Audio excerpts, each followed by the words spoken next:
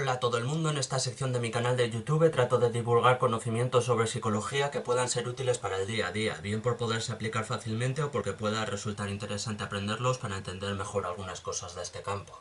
Procuraré en todo momento aclarar si hay consenso sobre lo que estoy diciendo o solo cierta parte de profesionales opina así o es una opinión mía personal para que la información sea lo más objetiva posible.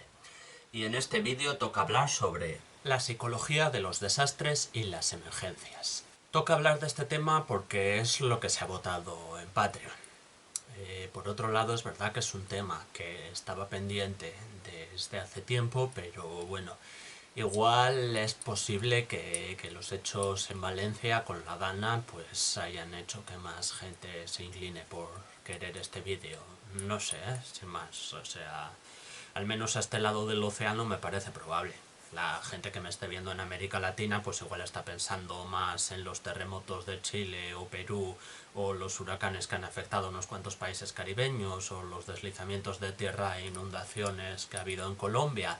Pero vamos, yo creo que tratando este tema en este punto, pues al menos por aquí la gente pensará inevitablemente en la Dana de Valencia porque ha sido un tema sobre el que se ha hablado mucho por el impacto que ha causado. Pero bueno, lo que quiero decir, lo que quiero matizar es que este vídeo no va en absoluto sobre el tema de Valencia. Es un vídeo que ya estaba concebido desde antes, pero bueno, supongo que es inevitable que a una parte del público importante le vaya a recordar al tema que se ha vivido en Valencia y a mí también. Así que, de hecho, alguno de los ejemplos de las cosas de las que hable, pues me remitiré un poco a lo que hemos visto en Valencia, pero eso, que no es un vídeo específico en eso y que ya estaba pensado desde antes, sin más. Yendo un poco al grano, por delimitar de qué va esto y dar algunas definiciones, pues la psicología de los desastres y las emergencias se pueden marcar dentro de la psicología comunitaria, que se definiría como una rama de la psicología que estudia colectivos y comunidades centrándose en factores sociales y ambientales. Si le interesara a la gente podría caer un vídeo sobre psicología comunitaria, pero vamos, no sé si da para un vídeo o es mejor centrarse en algunos aspectos concretos de esa rama como puede ser este. Por otro lado, a su vez, la labor que realizan los profesionales de esta rama se puede enmarcar dentro de la protección civil, que es la protección a las personas, sus bienes y su ambiente en una situación de riesgo, ya sea generada por causas naturales o por intervención humana. ¿Y qué es el riesgo? Pues es la combinación entre una amenaza y una vulnerabilidad. Por ejemplo, una amenaza es un río cuyo cauce puede crecer y una vulnerabilidad es una casa construida justo a la orilla. Ahí hay un riesgo. Hay dos conceptos clave en los que se basa la protección civil: la ayuda mutua y el uso escalonado y coordinado de recursos.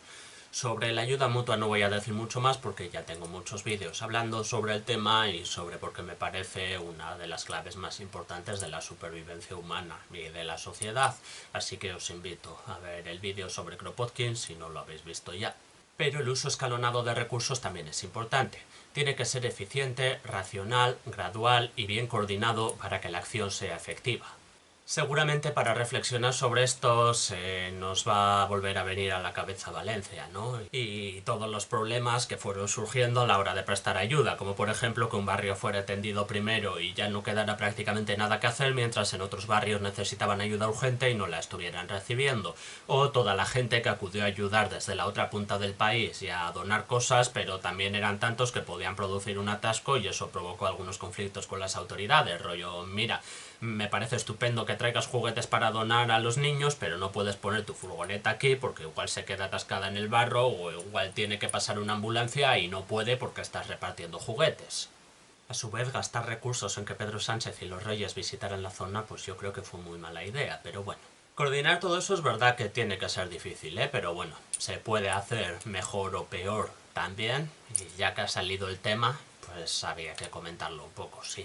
Empezando a entrar un poco en detalles, en las emergencias y desastres hay 7 etapas en las que se puede intervenir. Las 4 primeras son de hecho anteriores al desastre o emergencia: la prevención, la mitigación, la preparación y la alerta. Luego está la respuesta al evento en cuestión y ya después las 2 fases correspondientes a la recuperación, que serían la rehabilitación y la reparación.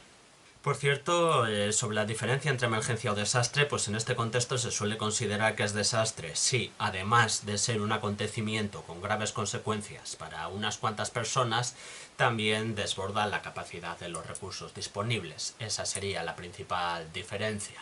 Pero bueno, para los temas en los que estamos hablando, pues la verdad es que se puede hablar tanto de emergencias como de desastres. Y luego hay muchas más formas de clasificar o dividir estas cosas. Pues por ejemplo se pueden clasificar en niveles dependiendo de si se pueden atender con recursos locales o si hace falta traer recursos desde la otra punta del país o si hace falta traer recursos desde otros países. Pero es verdad que esta clasificación ya es muy variable dependiendo del país porque cada país gestiona estas cosas de forma un poco distinta normalmente. Entonces también puede variar cómo clasifican estas cosas. Lo que ya es más universal es que el desastre o emergencia se puede clasificar como natural o antrópico si depende de la acción humana. Eso también se explica fácil, ¿no? O sea, hay desastres que pueden ser naturales como huracanes, terremotos o tsunamis y otros desastres pueden estar causados por la acción humana como por ejemplo un ataque terrorista o que te bombardee Estados Unidos o Israel, que es como un ataque terrorista muy grande pero no es un ataque terrorista porque es legal. ¿Entiendes, verdad? Temo que no. Y se pueden clasificar también en manifestación lenta o súbita. Una sequía es de manifestación lenta, un tsunami o un ataque terrorista es de manifestación súbita. Y vale, ahora que tenemos todo este marco sobre desastres y emergencias, vamos un poco al grano con lo que viene a ser sobre psicología. Los profesionales van a ser el primer apoyo psicológico. A ser posible van a actuar en el centro de salud o en el campamento o en lo que se haya montado en caso de emergencia más cercano al lugar del evento, pero a veces incluso ni eso. A veces directamente tendrán que actuar en mitad de la calle. El objetivo es ser el primer apoyo. Luego, si la persona necesita más atención psicológica, se le puede derivar a un profesional que le dé cita en un futuro cercano o lo que sea, pero de momento se trata de ser el primer apoyo, el más inmediato. Hace falta coordinación con otros profesionales, claro, porque puede haber otras cosas que hacer, desde atender heridas y lesiones hasta proporcionar abrigo, agua o alimento.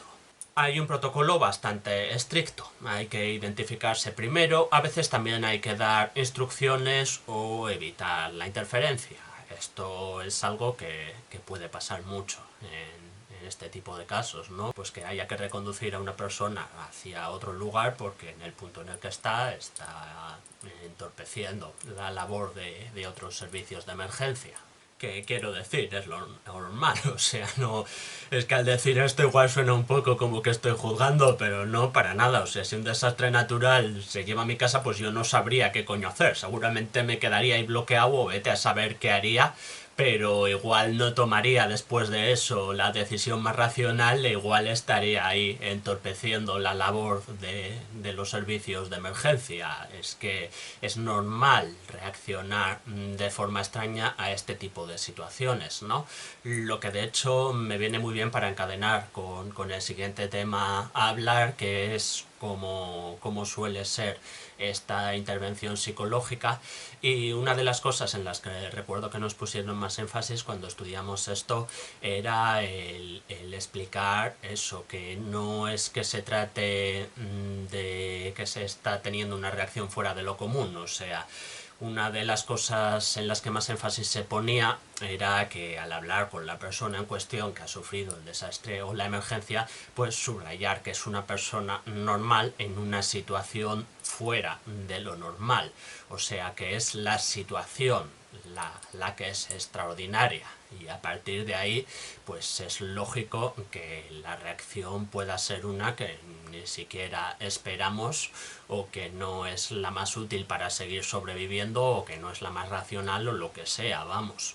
Puede ser necesario también enseñar técnicas de relajación a las personas afectadas para que se apliquen en el momento, porque bueno, no sería nada raro que la persona afectada estuviese sufriendo un ataque de ansiedad, claro, de los que ya he hablado, o tampoco sería raro que estuviese en algún proceso, pues como puede ser la disociación, del que también hablé en el vídeo de mecanismos de defensa. Pues esas serían respuestas bastante comunes, pero bueno, que a su vez dentro de eso, pues por ejemplo un ataque de ansiedad puede manifestarse con tropecientos síntomas distintos, no todos son iguales, entonces eso también es para tenerlo en cuenta. Luego suele ir el debriefing, pero eso ya es algunos días después, así que primero voy a ir matizando algunos debates, algunos detalles. Por ejemplo, hay todo un debate sobre el contacto físico y cuándo es recomendable y cuándo no, dependiendo del tipo de evento, del perfil de la persona en cuestión, de la cultura predominante en ese lugar, porque hay gente a la que le puede venir bastante bien un abrazo o al menos una palmadita en la espalda en una situación así, pero en otras igual no procede y más bien es un contacto indeseado e incómodo o incluso que asusta y perjudica. Pues es que todo eso es un mundo y de verdad que genera muchos debates en el ámbito de la psicología, ¿eh? Por otro lado, un psicólogo o psicóloga que intervenga en este tipo de situaciones pues también tiene que cuidarse en un buen número de aspectos y de formas que se salen un poco de otras prácticas de la psicología, ¿no? La verdad es que no es para nada lo mismo estar atendiendo en el lugar de un desastre que pasar consultas 6 horas al día y luego irte a tu casa. Ya no solo en el tema psicológico, que seguramente produce un agotamiento mucho mayor porque estás viendo mucho más sufrimiento por todas partes en directo, es posible que estés viendo cadáveres a tu alrededor, que al final es algo a lo que los psicólogos no solemos estar muy acostumbrados en otras ramas de la psicología. Pero es que incluso en el tema físico, o sea, es posible que haya escasez de alimentos, es posible que haya escasez de agua, es posible que tengas que andar con cuidado de que no se te caigan trozos de edificio encima. Pues es una labor que exige cuidarse en más aspectos que muchas otras ramas de la psicología. De hecho, los profesionales que intervengan se pueden considerar también afectados por el desastre. Bueno, hay una clasificación sobre los grados en los que son afectadas las personas que viven los desastres, que es la de Taylor y Fraser, que viene a decir que los afectados de primer grado son los que sufren directamente el impacto de las emergencias, son los desastres, con daño físico a menudo o con pérdidas materiales. Los afectados de segundo grado serían los seres queridos de los anteriores. Los afectados de tercer grado serían precisamente los integrantes de los equipos de primera respuesta, ¿no? Que quiero decir, ya no solo el impacto psicológico que estaba comentando antes o las condiciones en las que se trabaja, sino que, bueno, a veces es incluso posible que mueran profesionales de los primeros en acudir al lugar, ¿no? O sea, dependiendo del tipo de desastre, pues tampoco es rarísimo que, por ejemplo, muera un bombero que está intentando rescatar a alguien.